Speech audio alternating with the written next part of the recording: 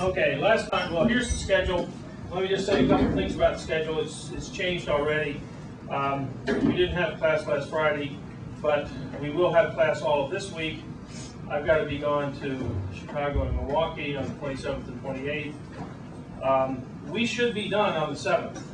I've given you the 10th, 13th, and 14th. We're probably not going to do the 10th, even if I miss one of these other days. But I think we're going to finish our 12th class on the 7th, which I'm sure is all going to pain you to know that you don't have to get here early. Although you probably all get here at the same time anyway. But anyway, so that's the schedule. All of this week, miss 2 days next week. You can have the 3rd and 4th of July off. And there's a copy of it up here if you want it. Okay. Anybody have any questions from last time? And as I understand it, you're going to spend a fair amount of your watching the other videos either on your own now or after July 10th or something you said, right? 17, I think, is where our class is. So. Okay. However you want to do it. Doesn't matter to me. In fact, one of you, I guess, is going to actually sign up in the fall to save Captain Keenan. Scott? Is Scott here? In fact, Captain Keenan said Scott Vandenberg is in the class. I didn't think he was. He's a class, he's a Mackie that started last year. No, I know. And I didn't think he was in the class, but anyway, okay. Anyway, okay, last time I talked about the fact that materials are only 10 to 20% of the manufacturing cost. Did I tell you the story? I told you a little bit about HSLA 65, didn't I? Or did I tell you that story? Turns out the Nimitz class carriers, if you look over the last 40 years, gain 250 tons a year. I mean, you know, some of us as we get older add weight, well, so does the carrier. And it's about 250 tons a year, and unfortunately, it tends to be top-heavy weight that they're adding to it, by and large. And since it's going to be too expensive to redesign a whole new hull for the next 50 years of carriers, they've decided they're going to stay with the Nimitz class, but that means they got to get some of the weight out. And so one of the things they started looking at is rather the typical naval steel for construction back in, if you're talking World War II, you were talking 36 KSI steel. And that's what the steel mills made, that's what they built buildings out of, and that's why those subs only went to about 200 foot depth or something like that, okay? After World War II, in the late 40s, they went to 50 KSI class steel because the steel companies had developed it for other shipbuilding and things to try to reduce the weight of the structures. It was in the 1950s, I think late 50s, I'm not positive, I seem to remember 1958, that they built some of the first HY80s. The Navy had a development program in the early 50s to develop higher strength, what we call quenched and tempered steels. This HY stands for high yield. Originally they were going to develop an HY80, an HY100, an HY150, and HY200. Well, they ended up developing HY80, HY100, HY130, and HY180. And HY180 was a very, very expensive steel, almost impossible to weld. HY130 they found later was almost impossible to weld, at least in large-scale fabrication. They have used it on components and ships. HY80 they had tremendous problems when they first introduced it into the fleet. The first hull, as I understand it, they could not solve the hydrogen cracking problems, and so they actually welded the stainless steel, and the stainless steel weld metal only had a 50 KSI, so they had to derate the depth for the first hull. This was in the 50s or early 60s. Eventually they solved the hydrogen cracking problem. It wasn't until the late 1980s, 25 years later, they actually tried to build, or they did build, an HY100 hull. Actually, they first built 2 ships with sections. In fact, my first student ever was in charge of that electric boat. John's still there as a welding engineer. But he was in charge of welding these 2 cylindrical sections of these other boats. And then they built another hull actually the Seawolf. I guess the Seawolf was probably the first hull that was going to be all HY100. And then most of you probably heard about what happened to the Seawolf, right? They were 18% complete in building the hull, and a grinder was grinding the outside welds have to be flush with the hull for hydrodynamic reasons and noise reasons. And so a grinder's grinding the reinforcement off the weld, and he notices that the grinding swarf, powder, swarf's a good Scrabble word, S-W-A-R-F, okay, but it's the powder that comes off when you grind. The grinding swarf was kind of lining up on little 1/8" linear indications. And because the submarine is partially magnetized by the Earth's magnetic field, he basically was doing a magnetic particle inspection test. And he was smart enough to say, I haven't seen that before, and I don't think it's right. And I know those types of indications, are things my friends over here at NDE are looking for. So he told some people, and sure enough, they found that the weld metal throughout the ship, when it was the hull was 18% complete, was just riddled with these little 1/8" cracks. And it was in the weld metal, not in the heat affected zone. And the thing that was different in the old days, when you had problems with cracking in HY80, it was always in the heat affected zone, and the cracks would get big if you had hydrogen cracking problems. They might be 2 feet long when they popped open under the residual stresses.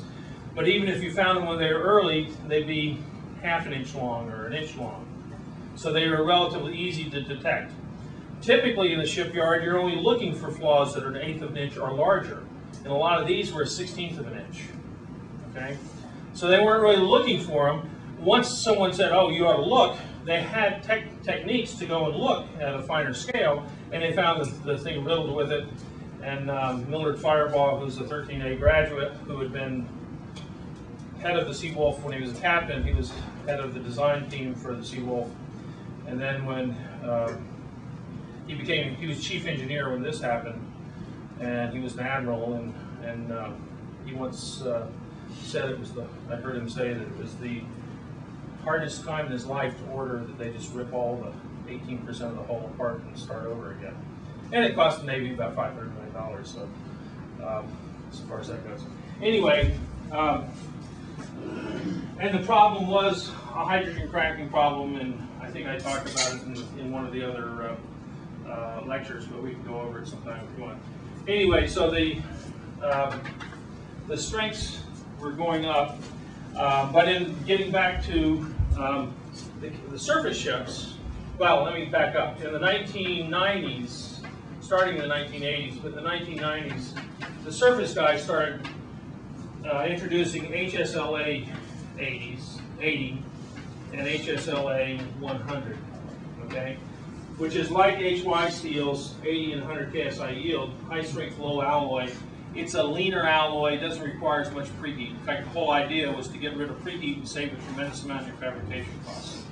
Because preheating is a very expensive thing to do. The HY steels in thick sections require it, even thin sections. In the thin sections of surface ships, the HSLA steels should be able to be welded without preheat. Now, I've heard that some of them they've needed to preheat a little bit, but in general, they have eliminated a lot of preheat. Of course, the sub guys, being conservative, will never go away from something that hasn't been proven with 30 years of experience. It's the Rickover legacy, I guess. I don't know. Actually, it's not really true. The Rickover used to take risks, but only he would take them. Okay, but in any case, so that's kind of the history of these things. Well, then people decided, primarily because of the Nimitz class, they wanted to develop an this is around 2000, HSLA 65, to replace the 50 KSI that they were using in lots of these things, because the difference in cost between the 50 KSI steel and the HY80 was about a factor of 5 for the basic material. And the fabrication costs were by a factor of 5. And HSLA 65 would be something that might be twice as expensive as HSLA 50 to fabricate and purchase. Okay, so they had to study to look at all this stuff, and it turns out Newport News did a big study and found they could take 2,000 tons, which is Leger 8 years in terms of gaining weight. Okay, and they figured the purchase price of the 65 was going to be $2,000 a ton, or $1 a pound for the steel plate. And then they funded a big study, NAFC funded a study at Newport News to figure out what the as fabricated cost would be. Turns out the as fabricated cost was $10 a pound. So if it costs $1 a pound and it as fabricated in the ship, it's $10 a pound. You can see there's the 10% factor that I talk about. Okay. Now, why does it cost 10 times as much? Well, first of all, the plate you buy for $1 a pound, you're only going to put 50% of that into the ship, because you're not putting nice rectangular sheets in the ship, or plates in the ship. You have to cut them and you have scrap. And you lose about half your material in scrap. Okay, you can sell the scrap, but you get 20 cents a pound for it. You paid $1 a pound for it. So that increases the materials cost, if you will, to what you actually float is going to be $2 a pound, and then the fabrication costs go on top of that. So this 10 to 20% range is a reasonable range for most fabricated structures. We also talked yesterday about the fact that the bond energy of primary bonds is very high and should give you very high strength, except you have things like dislocations and other things. But theoretically, materials should have extremely high strength. We also talked about surface energy a little bit, but we didn't, and where it comes from, the unsatisfied bonds, but we really didn't talk about what the values of surface energy typically are. And I think this is one of the things you've got in your handouts, but this is just a table from a book on surfaces. The surface energy of water, this is in ergs per square centimeter. Just so you know, 1,000 ergs per square centimeter equals 1 joule per meter squared. Okay. You can also make this dynes per centimeter if you want, or newtons per meter. But in any case, this is SI units. This is ergs per square centimeter, is what people used to use in the old days before they got to SI. So 72 ergs per square centimeter are 0.072 joules. Water has fairly high surface tension compared to most liquids, compared to gasoline or other liquids at room temperature. Now, if you get to the metals, though, lead, copper, this is copper solid and liquid, and silver solid and liquid, and platinum, these things are all in the 1,000 or 1 joule per square centimeter. If I get down here to liquid or solid ionic materials, ceramics, they're back down in the region of a couple of hundred. And if you get to borax, which is basically 80, down like, iron oxide. So iron, does it have iron up here? Let's see, it doesn't have iron, but I think you've got a couple of tables in there. Iron liquid, pure iron liquid would have a surface tension of like 1,500, whereas iron oxide liquid is 1/3 of that. And it turns out the point of all this is metals have an unusually high surface energy. And the reason for that is, and I don't know if I kept it in my notes. Well, actually what I'll do is I'll just put this up, hopefully. And we can explain it this way. So here's your crystal, and here's your unsatisfied surface bonds, and you can absorb oxygen or CO2 or some complex organic, which might be a oil, fatty acid or something, which is very polar and has these kind of long hydrocarbon chains sticking off a polar end. But in any case, most of the ionic and covalent bonds, basically the bond distance only goes about 1 atom layer deep.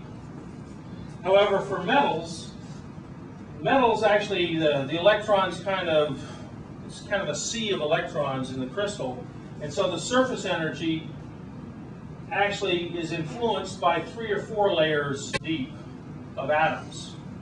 And so the reason the surface energy of metals is 3 or 4 times as great as the surface energy of ionic or covalent solids, ionic and covalent solids, it's just the top layer, surface layer of atoms that creates the surface energy. It's just those unsatisfied bonds. For metals, it's sort of a cloud of atoms, 3 or 4 layers deep, that have unsatisfied bonds. The electrons 3 or 4 layers deep are going to influence the surface energy, and therefore metals have unusually high surface energies as a class of materials, and that gets to be important when we go to soldering and brazing and adhesive bonding and other things, because surface energy is important in those processes. Okay, so it's the nature of the bonding to have very high surface energies in metals, and those surface energies turn out to create all kinds of problems, if you will, in terms of keeping the surfaces clean. Okay? Is that just as true in a solid or a liquid metal? Doesn't matter? Yes, it doesn't matter whether it's solid or liquid. Okay? It doesn't have to have a crystal structure, but the electrons still have a mean free path, if you will. In a covalent or an ionic material, the electrons don't travel as far.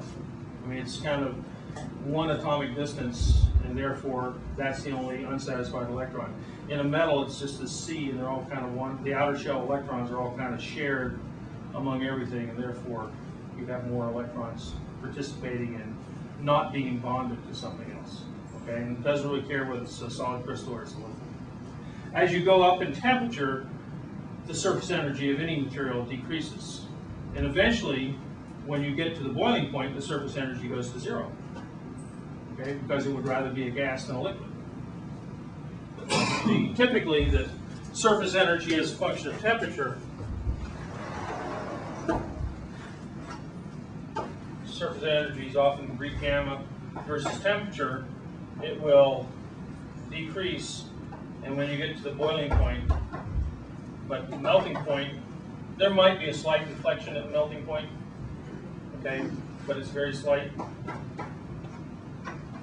But basically, there's a 10 or 20% decrease, maybe a 30% decrease as you get from a low temperature to a high temperature, but then at the boiling point it drops to 0. Okay? Because there are no surfaces in gases, right? So it has to go to 0. And in fact, sometimes, I told you the surface energy was always positive. I was talking about condensed phases, solids and liquids. Some people actually say that gases have negative surface energy. It's not clear to me how you measure the surface energy. I guess you could calculate it in some way, but basically gases don't have a surface, so it's sort of senseless to talk about surface energy at one level, at least. Okay, other questions on surfaces? Remember, the two things that prevent bonding, and we're going to keep coming back to this, are contamination, which is related to surface energy. The ease of contamination, the higher the surface energy, the more the material wants to find something, anything to bond with. So Teflon is something that has one of the lowest surface energies, and so you can keep Teflon surfaces relatively clean. In fact, these glasses now, my glasses when I got them 3 or 4 months ago, I could pay an extra $100 and get Teflon coating on the glasses rather than the other type of non-reflective coating. And being an engineer, a materials engineer, I paid the extra $100 because I know that Teflon is going to have a lower surface energy and keep the dust off my glasses better. It doesn't keep them off completely, but it does keep it off better, and it makes it easier to clean by just wiping my glasses because it has low surface energy. The grease doesn't bond to it as well. If I had, you wouldn't have metallic glasses because you couldn't see through them, but if you did, the stuff, the dirt would get on there and you could rub them all day, you wouldn't get the grease off. Okay, you might smear it around, but you won't get it off. You're going to have some sort of chemical cleaning to get grease off of a metal, because the metal, a perfectly clean metal, is just a wonderful absorber of any type of contaminant. It wants to lubricate itself. Okay? Because it has such a high surface energy, anything that it comes in contact with will contaminate it and lower the surface energy. And everything wants to go to a lower energy state. Okay? That's why we all fall asleep in class, right? Okay. So contamination is one of the problems. The other problem is surface roughness, when we talked about so far as that goes. And now I want to turn to surface roughness. and this is sort of the Tom Eager analysis of surface roughness. I can think of contact area during cold welding. In cold welding, I could just try to squeeze these two things together. And if I look at it macroscopically, I have flat surfaces. I put them together and I have 100% contact area. Now I know microscopically, I put them together and I don't have 100% contact area, it's a lot less. I also know the contact area is a function of the pressure I apply, okay? Because I deform these little peaks, right, as far as that goes. So macroscopically, if you do an analysis of just compressing two round rods, if you will, and if I was going to squeeze these two things together, well, that's fairly simple. The pressure, the maximum pressure, is equal to the yield strength of the material, and that's just the force applied, macroscopic force, divided by what I call the apparent area. The apparent area of contact is this whole area. This is the apparent area of contact, macroscopically. That's what you measure. Length times width is the area, right? The actual microscopic area of contact is just a few little dots on the mountain peaks here. Okay, so if I go over and look microscopically, I've got to have the same force, because the force is what's macroscopically being applied. But I've got a true area of contact. So this is apparent area over here. This is true area here. And it turns out, we know from studying mechanical deformation of materials that this is a book called Deformation Processing by Al Bacon, who was a faculty member here. First guy I ever worked for when I was a sophomore. He left MIT the day that I started as a young assistant professor. He was an interesting guy. Retired about the age I am right now, and 30 years ago, and went to sell Christmas trees in New Hampshire and antiques. He would go doing yard sales in New Hampshire and take them to New York City and sell them as antiques. Okay, he said he made much more money than he ever did as an MIT faculty member selling Christmas trees and antiques in New York City. Anyway, this is your deformation pressure divided by the yield strength. In this case, 2 times the shear strength is the way mechanics people like to think of, deformation mechanics people like to think of things. So this is the normalized compressive strength. So this is just a simple compression test. Okay, I've got a material and I'm going to do the macroscopic compression here, and it turns out the pressure to deform the material is just the yield strength of the material. However, if I get to a geometry over here where I have an indenter on a big infinite plate, a small indenter, it turns out the stress for non-work hardening material, since you're at MIT, I'll tell you the real number. It's not just 2.57, it's 1 plus pi over 2. Okay, that's non-work hardening. However, if anyone ever did a hardness test, they usually use a factor of 3 because the material actually work hardens, and as the material deforms, therefore the non-uniform straining causes a slightly higher increase. And a rule of thumb is that the yield stress in a hardness test, if I take an indenter and push it into something like this, is about 3 times the pressure as if I took the whole thing and pressed on it. Well, why is that? Well, think about it. If I take my finger and press on this, I'm not just deforming the material underneath my finger, I've got a depression all the way around. What's the stress concentration around a hole? It's about a factor of 3 compared to the stress right at the edge, right? Well, it's a similar type of mathematics here that basically says to deform, having a small indenter on a big surface will be 3 times the stress, or 3 times the force, or pressure, localized pressure, as if you just squeeze both of these things together. Okay? So in one case, the macroscopic analysis, by the way, to prove that this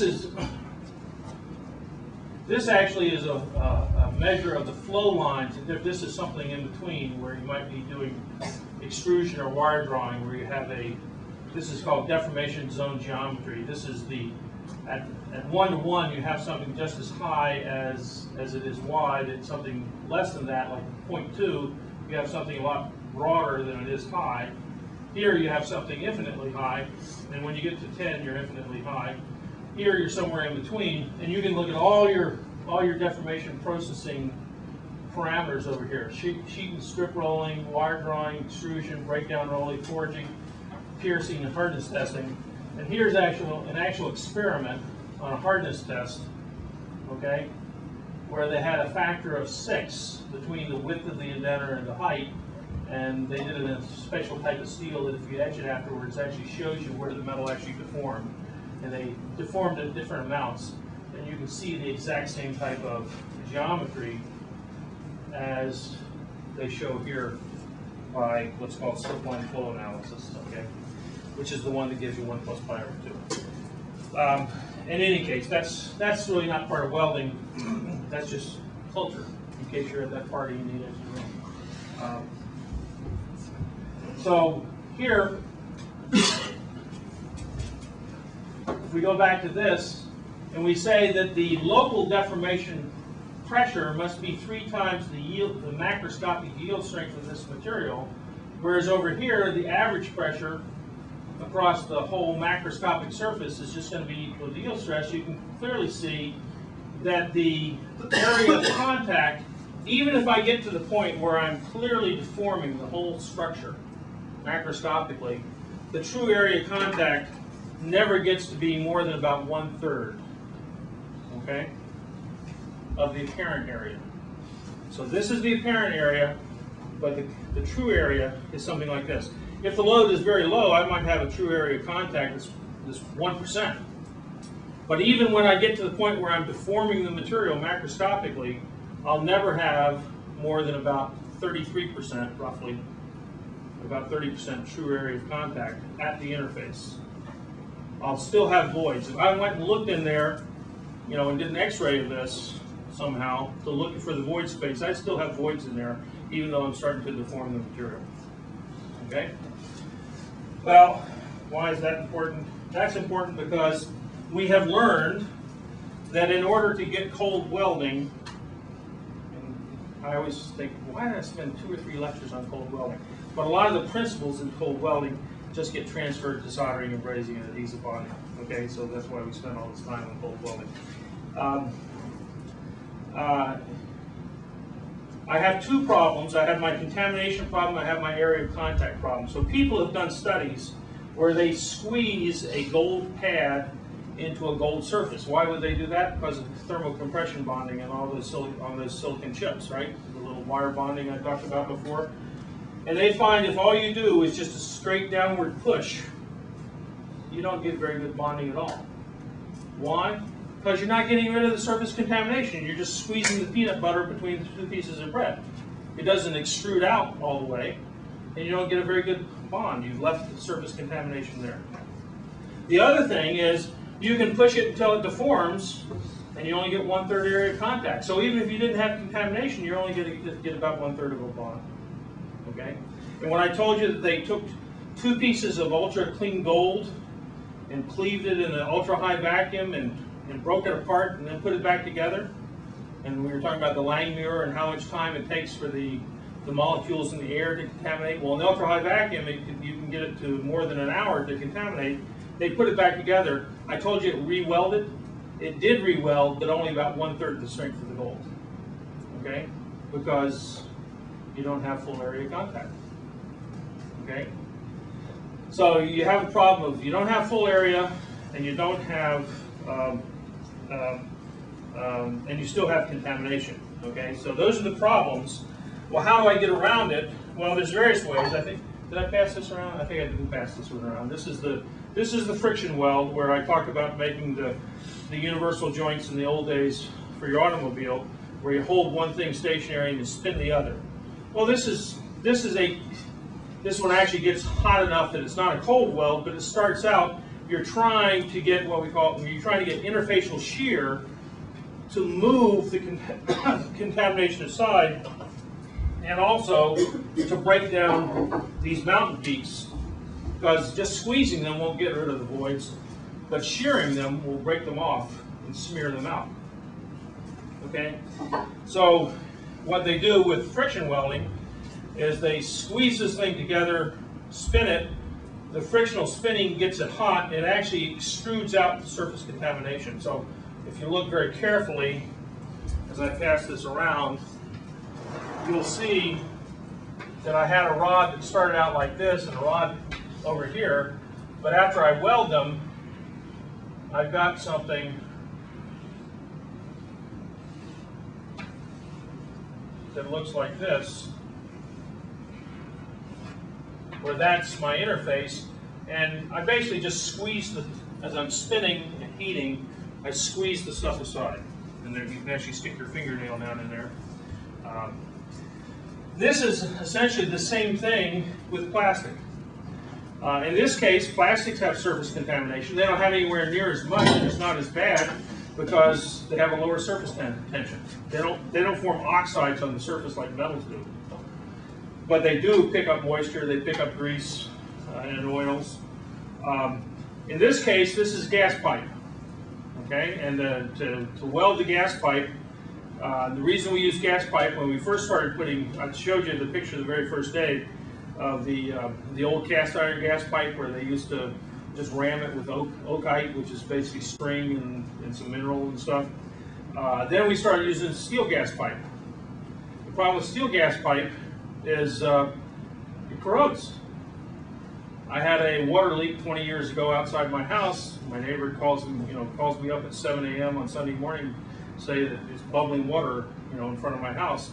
Well, they had planted a tree there. My house was built in the 1930s. They had planted a tree there right on top of the water box. Okay, and finally the tree roots, broke the thing. So the town comes out, they're digging, and I'm sitting there watching them dig this hole in the ground in the street in front of my house at 10 a.m. on Sunday morning. And as I'm watching them dig the hole, I start smelling gas. And a guy who's among the crew digging the hole jumps down the hole, takes some chewing gum out of his mouth, and he plugs the hole in the pipe. At that point, it was Boston Gas back then, and the Boston Gas truck pulls up. And I said, how'd you guys know? He said, well, whenever we dig in this neighborhood, there's always leaks. Because it's just the clay in the ground that's sealing the old corroded steel pipes from leaking gas everywhere. Okay? And so whenever you remove the dirt, you've now removed the seals on your gas pipe.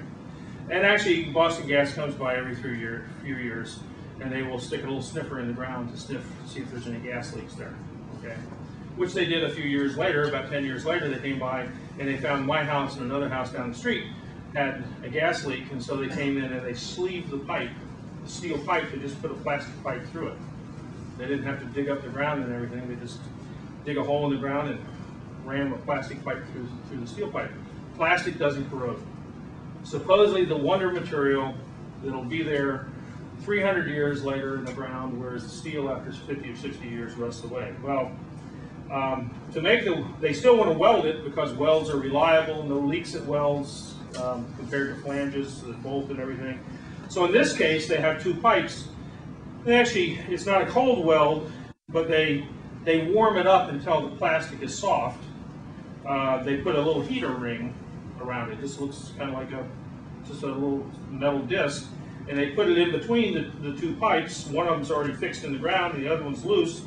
It takes, because plastic has lousy thermal conductivity, it may take 3 or 4 minutes to heat up the edge of the plastic, and then you ram the stuff together in a machine that grabs this one. Actually, you can still see some of the clamp marks over here, and rams the other one up against it, and they make the weld, and it extrudes out. It has the same type of little thing as this.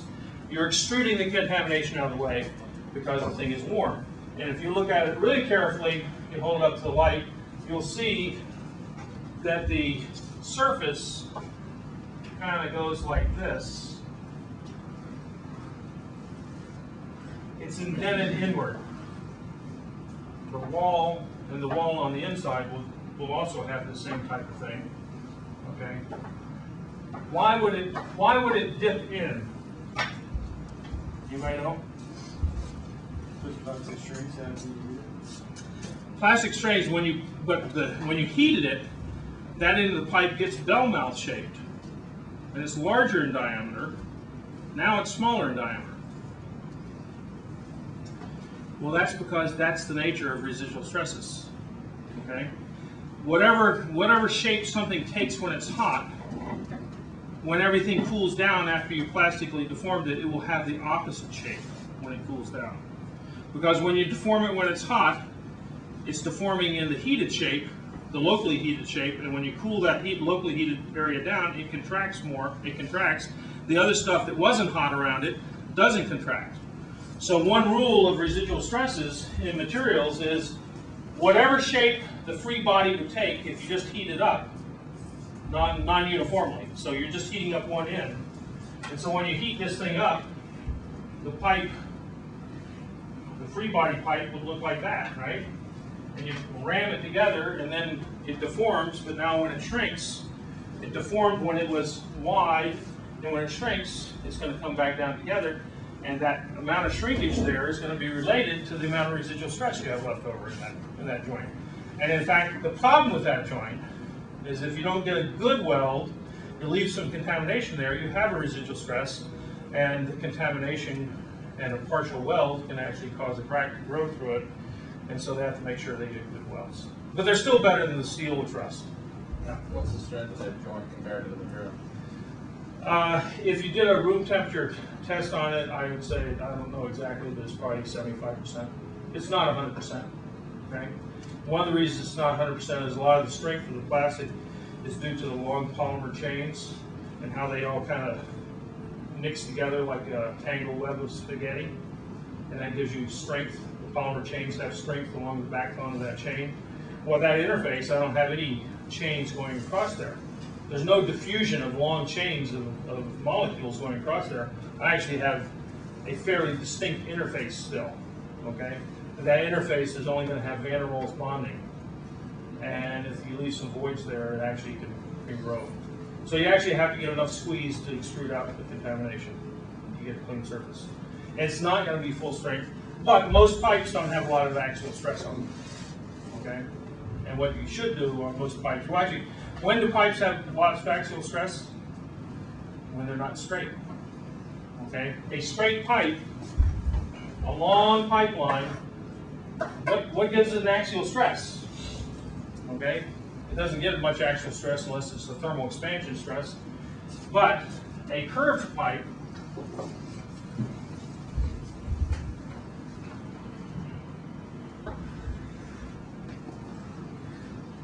if I have a fluid going through a curved pipe, what gives me my stress?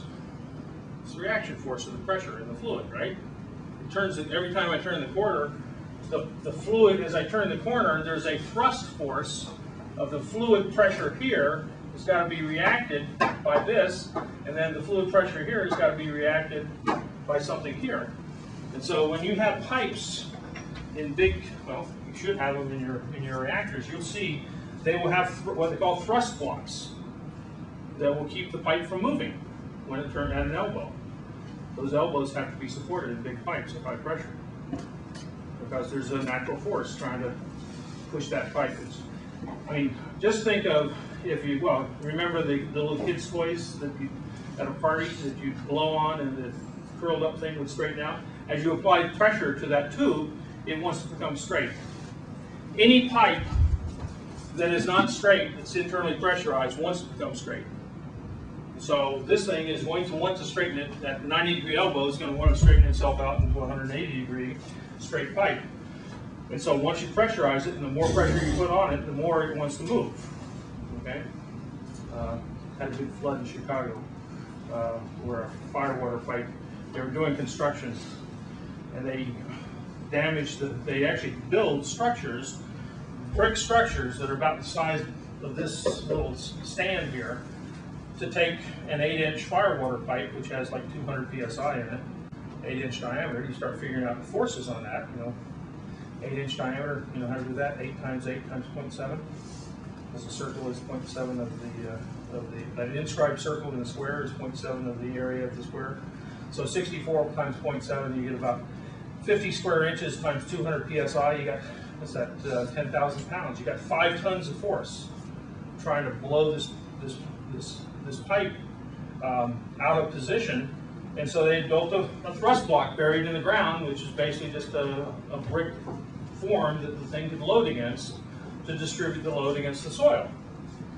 Well, the contractors doing something else found this old brick thing down there in the ground, and they just dug it out. Okay, and they didn't replace it. They turned the fire water pressure on, and the thing blows itself apart. And 200 psi, 8-inch diameter water, you get a flood pretty quick. Okay,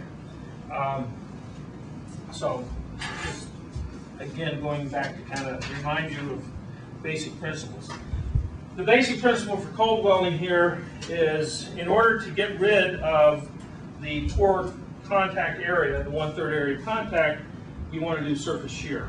One of the ways to do surface shear, to give you an example of that, there's various ways to do it, and actually one of the things that sort of interests me in welding is whatever you can think of, someone else has already thought of some way to get over this problem. We have contamination problems, we need to move the contamination out of there. We also have a need for surface shear to break down those asperities so that we get rid of the voids in there. That's just straight normal pressure, doesn't give me very good contact area. This is a technique, it's in the welding handbook, and for 20 years I had seen it. I used to talk about it as an example, but these are two little clamps. Okay, these blocks here clamp a wire, and the wires, actually the clamps will bend the end of the wires, and you ram the wires together. You just push this little kind of X here. It's two wires at a slight angle to each other, and they ram them together, and they extrude out the surface contamination, slam it together, and they keep doing it. They do it another time, they do it another time, and they finally end up, here's another one. After welding, we've turned this flat. If you had straight butting surfaces, you have these dies. This is a slightly different die design. And you end up with this flash that comes off. So I was over at this tantalum plant, and they were drawing tantalum wire for capacitors, and this is one of the drawn wires where they removed the flash. But these are two where they actually made the weld. You can count the number of upsets they did. 1, 2, 3, 4, 5, 6, 7. Okay, so there's a couple of these you can pass around. And they grind off, you can see they grind off the flash so that they can draw the wire to finer diameter, okay, so far as that goes. So that's one way to get rid of interfacial shear. In this case, it extrudes the contamination out of the joint. It also gives you interfacial shear to break down the asperities so you get full surface area contact. Another example, we talked about the explosive welding. I don't know, did I pass this one around last time? I did, okay. But I didn't pass this other Ford one around.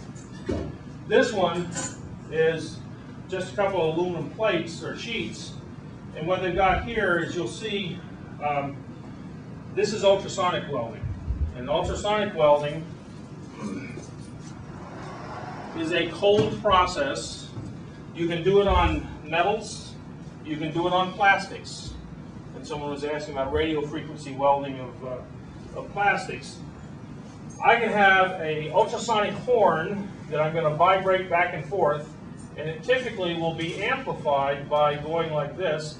It'll have a work surface here on the end, and I'll have a downward force squeezing my two yellow sheets together against some anvil. Okay? So I've got some anvil to hold the material, and I've got this ultrasonic amplifier here that's going to give me side-to-side motion. If I have whatever motion I had back here gets amplified and becomes even larger, it still may be a fraction of, maybe a thousandth of an inch. It's not very high amplitude because it's at 100 kilohertz typically. Something on the order of 10 kilohertz to 100 kilohertz. High frequency, typically running above audio frequency, because you'd have to have big earmuffs on if all this energy was generating sound waves in the air, okay? And you vibrate the stuff together, and the interfacial sliding breaks down the mountain peaks. Because these mountain peaks, if you're moving this thing 1/10 of an inch, these mountain peaks are, 1/1000th of that in terms of width. So you're scraping this thing on a microscopic scale, over a number of different mountains, okay, even if you're not vibrating it very far. What do you do with the surface contamination in this case? And you'll actually see two different patterns, one to hold it against the anvil, and the other one to hold it on here. They found different patterns of grabbing, but it indents the surface to get good coupling of the mechanical energy. Pure mechanical energy, ultrasonic scrubbing, you can do the same thing without deforming the material with plastics, because with lower surface energy and without as bad contamination as bad, you don't have to squeeze as hard and you don't have to put as much energy in to scrub things away. But on aluminum, I didn't get rid of the contamination, I just redistributed it. I probably now have a 50% bonded area, okay? And 50% is contaminated and 50% is bonded. But even 50% in a checkerboard pattern is not necessarily such a bad strength joint. And that for sheet metal works just fine. Now it turns out didn't tell you the whole story on that. If you look microscopically, and this is something that I pulled forth, I wouldn't mind doing research on, because I don't understand it. But if you look microscopically at that joint, it starts out as two flat joints, and you've got the work tool here and the anvil down here, vibrating that surface. Well, that surface gets ripped apart on a macroscopic scale. I think it has to do with surface heating, frictional heating, which is softening the aluminum. And so you're generating more surface. So you actually end up with an area of contact that's probably just as great as your initial flat area contact, but now it's all wavy.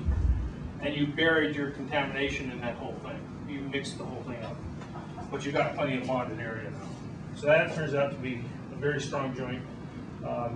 And probably, I think, will have a lot of applications in, Ford developed it, Ford Research Lab developed it, and I think that if they're not already using it now, they will probably start soon using it in production for certain joints. You can't make the whole car body that way, but it would work for lots of things. Any questions? Yeah. That type of welding be something that could replace resistant spot? Or? Yep. The equipment is really no heavier than resistant spot. It takes approximately the same amount of time. You can make that joint in about 1 or 2 seconds. So resistant spot welding is you take the same two sheets, overlapping sheets, and you bring in copper electrodes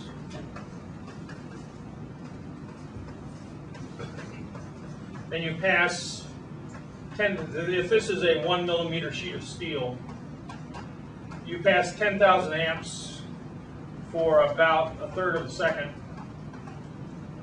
and while applying a force of about 10,000 psi, clamping this together, you just run a current through it and resistively heat the interface. And you'll melt the interface if everything's done properly. You'll make a little spot weld. That's the way they make automobiles today. Yeah.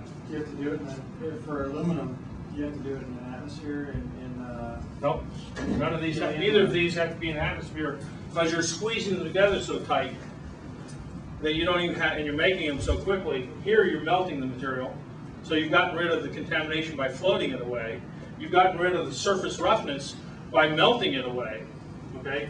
Over here, you haven't gotten rid of the contamination. You're just redistributing it. You don't have to worry about reoxidizing because the force here keeps everything out during the time of the process. Okay? It's not 10 to the minus 8 seconds, but I've basically got a seal and the stuff can't get all the way up the inside. I mean, right here at the edge of it, yeah, maybe I had a little oxidation, but that's microscopic compared to the size of the whole joint. Does that answer it? Oh, okay. So, this ultrasonic method of joining aluminum is much better, is just as good, potentially, as the way we join steel. I mentioned that we make something on the order of 10 to the 13th thermal compression welds on these little semiconductor chips. I've estimated before that worldwide we make about, oops, I think I got it in here. What is my estimate? We make about 10 to the 11th, 100 times fewer, but we make something on the order of 10 to the 11th spot welds in automobiles every year. Okay, this spot welding process was invented by a guy named Elihu Thomson, who was famous for a couple of things. One, he was famous, for 1 year, he was president of MIT. He was a professor of electrical engineering at MIT in the 1880s. And he was number 2 to Thomas Edison in terms of most patents at the time. Thomas Edison had like 420 and Elihu Thomson had 380. Well, these guys, Edison and Westinghouse, I told you yesterday, basically revolutionized the world by making electrical energy readily available to people. And that's when the field of electrical engineering got invented, basically in the 1880s, because professors of physics or whatever started studying this electricity phenomena because they had a ready source of it. And Elihu Thomson was the first guy to take 2 steel sheets and squeeze them between copper electrodes with enough force and put enough current through it that he actually made a weld. And that's resistant spot welding. I've been quoted a number of times for saying that there are 3,000 spot welds in the average automobile because you need 2,000 good ones. Okay, it's not the most reproducible process, and in fact, the lowest level of spec for the lowest quality welds, not the highest quality welds in an automobile, actually does say you only have to have about 2/3 of them good. The highest quality says 90% of them are supposed to be good, but you put a whole series of them, you know, on sheet metal. And so if you're missing one, it's not usually a big deal. If you're missing 10 in a row, you get a kind of a rattle in your car, and if you ever have a crash, the car opens up and creates crashworthiness problems because the unibody structure, which is basically sheet metal welded together, comes unzipped and it doesn't deform and absorb energy like it should. So it's a concern, but anyway, Elihu Thomson was famous because he had so many patents, but the other thing, he started a company. And he started it with Thomas Edison. Anybody know the name of the company today? It's called General Electric. And the first General Electric plant is up here at Lynn River Works. Now, you're not naval aviators, but a lot of your naval air engines are made up here at Lynn River Works. In the old days, when I was a student, in the ancient days, up at Lynn River Works, they had a whole marine turbine division up there. But since General Electric has moved that, I don't know if they even make them anymore. Okay, but the General Electric marine turbine business 30, 40 years ago was up here at Lynn River Works. But I don't think they make them anymore. Oh, they don't make them in Lynn anyway. They do make aircraft engines up there, so helicopter engines and things like that mostly. Okay, other questions? Probably enough for today. Thanks. See you tomorrow.